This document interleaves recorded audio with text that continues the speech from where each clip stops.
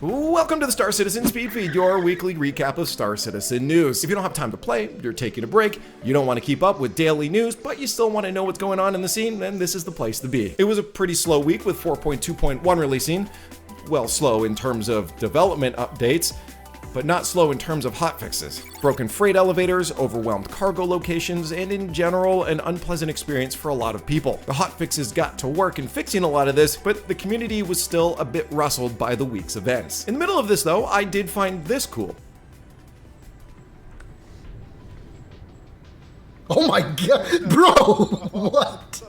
What? Dude, that's insane. That is the most civilized thing I have ever seen. Star Citizen is the only game I think I've played where players quite often line up and respect the rules of a queue. I guess we really are getting lonely in this world if getting in a line and respecting the rules is enough for us to feel a part of a community. But next to that, we did have a Q&A with the audio team. Star Citizen Live covered audio, which I was happy about because there were quite a few aspects of the game and features they talked about a while ago that just haven't appeared, like realistic audio. While a lot of these were addressed in this talk, the biggest takeaway for me was that none of it's really close. This, for example, is what they had to say about realistic audio. Implementing realistic audio mode across the entire game is a massive undertaking due to the sheer volume of sounds.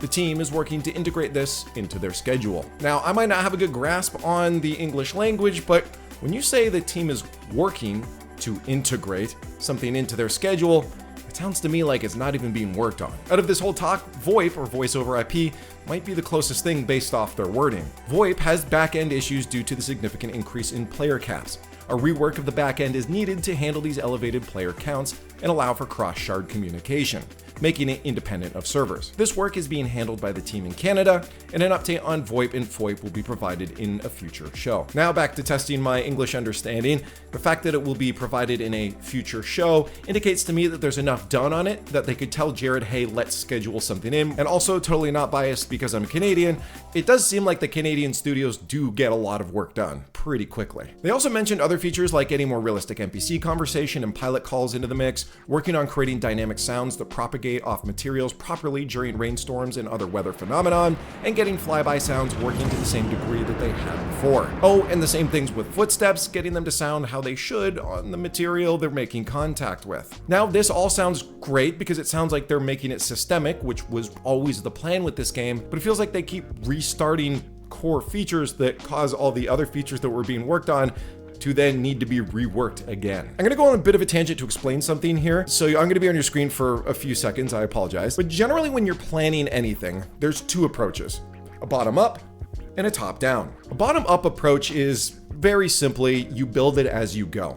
Start writing stuff down on a napkin, then transfer it to a paper, then add on to it, then share it with your friend, they add on to it. Okay, now let's go and start building something. Okay, now we can think of some more at it, and you go and you go and you go and you build and iterate as you go. The problem with this, of course, is that as you build systems, you're not really planning for the other systems they might integrate into later on, and then when you try to connect them, you get a very if-then kind of situation. You have to hard code if this thing happens with this system, integrating with this system, then do this. And it's not really dynamic or systemic. As you now may have concluded from what I just said, a systemic approach needs a top-down approach. A top-down approach means going out and figuring out what systems will interact with each other before you start building them. This makes the pre-production a lot longer, but it also makes sure that once you get going, it should be a very quick implementation when making these things. The goal with Star Citizen was always to be this systemic approach, which means they should have been taking a top-down approach. And I think they did that to a degree. But as the scope of the game started increasing, where that top started changed. So all of a sudden, Chris Roberts wanted a new idea implemented into the game. Oh, but if we do that, we'll have to change these systems to incorporate it in. Okay, we've got some time, let's do that. Go and rework it. Another one gets added, and you see how the problem can propagate. When you approach any project with a top-down approach, whatever your initial top-down vision was has to be where it ends. A bottom-up allows you to keep building. It's going to be messy, the code might not be the best, and you might lose some of that dynamic and emergent gameplay to it, but you can keep building onto it. With top-down, it gets harder and harder to make changes down the road. The pure nature of a systemic game has to take a top-down approach. And when you take a top-down approach, the inherent characteristic of that is that you can't make large changes down the road. With Star Citizen, you're seeing the effects of large changes being made from a systemic top-down game design. Again, I like the systemic approach, but they need to eventually say, here's our cutoff. And that's what the 1.0 is supposed to be. Here's our vision for where we're going. So to anyone that's been following the project for a really long time, you keep seeing these resets over and over and over again. For anyone that's just joined, maybe recently when they announced what their vision for 1.0, you're only hopefully going to see this reset happening once now. Now that they have a vision, these should be the last times we hear them saying, oh, we're working on it or it needed reworked. Again, it's hard to know because we've heard this a million times before, but fingers crossed, this was the last, here's our bar, here is where our top down starts, let's build it, we don't go past that. Hopefully that helped people understand Star Citizen's development a little more, because while I obviously could be mistaken not working at Star Citizen, that does feel like, from my own organizational skills, feel like what's happened along the years, which has made me understand why it's taken so long, but it also is a problem if it keeps happening, obviously.